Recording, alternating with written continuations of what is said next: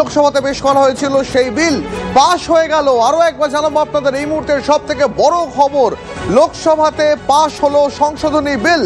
কথা বলবো আমাদের সহকর্মী জ্যোতির্ময় রয়েছেন আমাদের সঙ্গে দিল্লি থেকে। জ্যোতির্ময়, বিরোধীদের তুমুল হই হট্টগোল, লাগাতার নানা প্রশ্নমারে জেরবার হওয়ার পরেও এই সংশোধনী বিল অবশেষে পাশ হলো। দেখো, প্রথম থেকে বিরোধী পক্ষ তারা এই বিলকে সমর্থন করছে।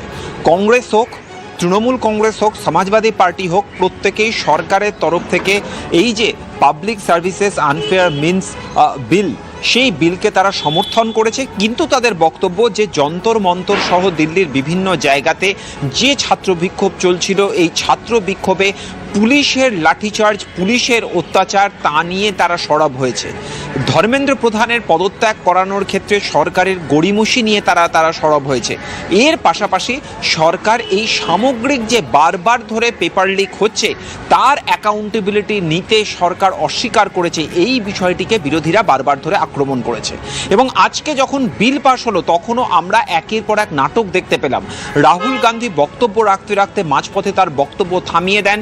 তার বক্তব্যের সময় বারবার ধরে ট্রেজারি বেঞ্চ থেকে সরকার পক্ষের দিক থেকে বিভিন্ন রকম অভিযোগ তোলা হয়, বা রাহুল গান্ধী তার বক্তব্যের সময় যে শব্দবন্ধ প্রয়োগ করেন তা আনপার্লামেন্টারি বলে অভিযোগ করা হয়।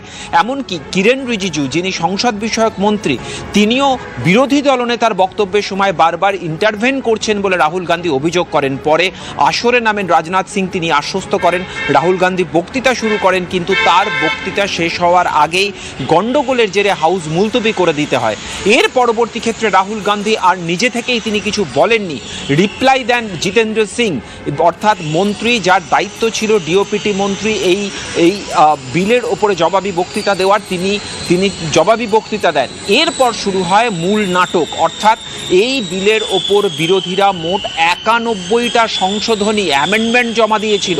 কিন্তু যখন বিল পাশের সময় এই এক একটা অ্যামেন্ডমেন্ট ধরে ভোটাভুটি হওয়ার কথা, এক একটা অ্যামেন্ডমেন্ট মুভ করার কথা, সেই সময় বিরোধী পক্ষ তারা ওয়াক আউট করে। কি কারণে তারা ওয়াক আউট করে সেই অবস্থান চিৎকার চেঁচামেচিতে হাউসে রেজিস্টার হয় না, আর তখনই স্পিকার ধ্বনি ভোটে এই বিলকে পাশ করান।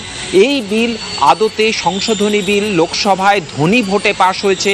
এবারে এই বিল যাবে রাজ্যসভায়, এবং রাজ্যসভাতেও কিন্তু বিরোধীরা প্রথম থেকে হাতা গুটিয়েই রয়েছে গতকাল থেকে দফায় দফায়। এবং আজকেও আমরা যে ছবি দেখেছি যে এই ছাত্রছাত্রীদের ওপর পুলিশের লাঠিচার্জ, অত্যাচারের অভিযোগে কেন্দ্রীয় স্বরাষ্ট্রমন্ত্রী জবাবদিহি দাবি করে দফায় দফায় রাজ্যসভা মুলতবি হয়েছে। স্বাভাবিকভাবেই এই আবহেই আগামীকাল রাজ্যসভায় এই বিল আসতে চলেছে, এবং লোকসভায় যে সংঘাতের বাতাবরণ আমরা দেখেছি তারই পুনরাবৃত্তি যে রাজ্যসভায় হবে তা বলার অপেক্ষা রাখে না।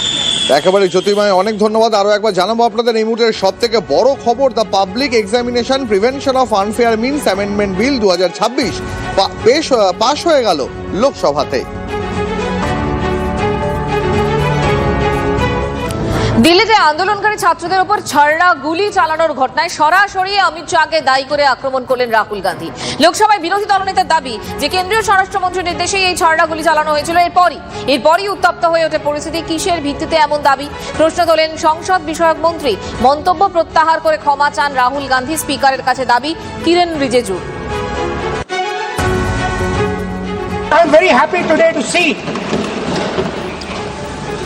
that the so-called Home Minister of this country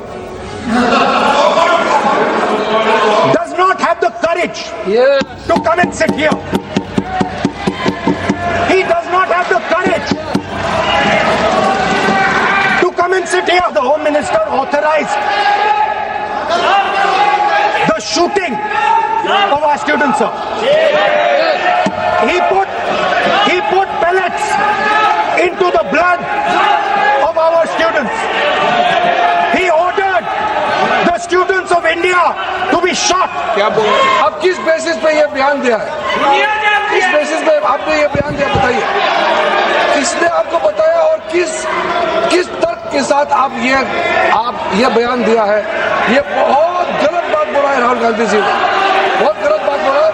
मैं इसका आपत्ति करता हूँ, कार्रवाई से निकालना ही चाहिए।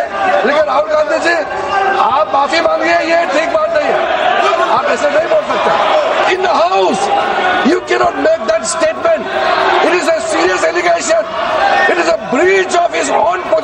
privilege.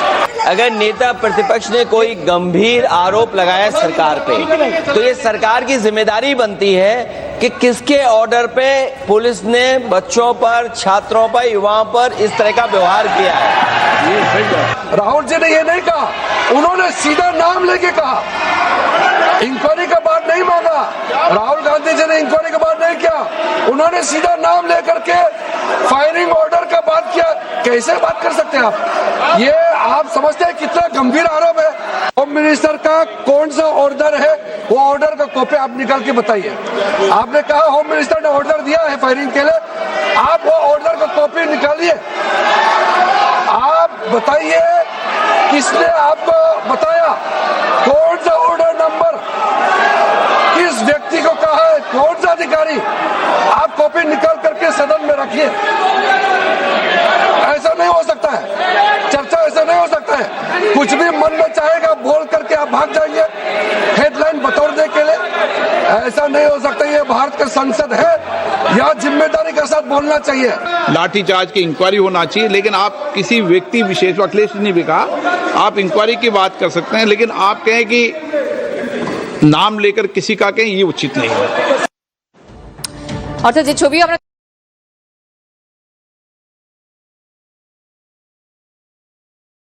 ওই হট্টগোলের পরই লোকসভা থেকে ওয়াকআউট বিরোধীদের, এরপরই ধনী ভোটে পাশ নতুন বিল। এই মুহূর্তের খবর, আগামীকাল রাজ্যসভায় সংশোধনী বিল পেশ করা হবে। सदस्य इसके पक्ष में आ गए, जो सदस्य विरोध में ना गए, मेरे विचार में निर्णय ना वालों के पक्ष में, ना वालों के पक्ष में स्वीकृत हुआ। प्रश्न ये कि विधेयक पर विचार किया जाए। जो सदस्य के पक्ष में आ गए, जो सदस्य विरोध में ना गए, मेरे विचार में निर्णय हाँ वालों के पक्ष में, हाँ वालों के पक्ष में विधेयक पर विचार करने हेतु प्रस्ताव स्वीकृत किया गया। अब सभा विधेयक पर खंडवार विचार करेगी। निम्नलिखित मान्य सदस्यों के इस विधेयक पर विभिन्न खंडों में आए संशोधन हैं। प्रश्न ये कि खंड 1 अधिनियम सूत्र और विधेयक का पूरा नाम विधेयक का अंग बने।